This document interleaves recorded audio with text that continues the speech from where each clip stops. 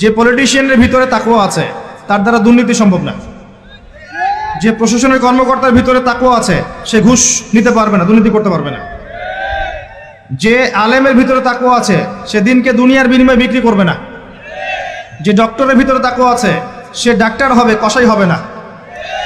যে ইঞ্জিনিয়ারের ভিতরে তাকওয়া আছে সে দেখবেন সত্যিকারের প্রকৌশলী হবে, সে কিন্তু চোর হবে না। ভিতরটা চেঞ্জ করতে হবে, ভিতরটা, এর নাম তাকওয়া। ভিতরটা চেঞ্জ করবে একটা জিনিস, আল্লাহর ওহী, কোরআন এবং সুন্নাহ, ইসলাম। এটা আপনার ভিতরকে পরিবর্তন করবে। আর আমরা অনেক বড় বড় কথা বলি অনেক সময়, কিন্তু মূল কাজটা হচ্ছে ভিতরটা পরিবর্তন করা। আমাদের সবার সাথে যার যার কলব যাবে, যার যার আমল যাবে। আল্লাহ পাক আমাকে কলার চেপে ধরে বলবেন না যে বাংলাদেশে ইসলামী খেলাফত কায়েম করে আসো নাই কেন, এটা আল্লাহ পাক আমাকে বলবেন না। আল্লাহ পাক বলবেন তোমাকে যে দায়িত্ব দিয়েছিলাম ওই দায়িত্ব ঠিকঠাক মতো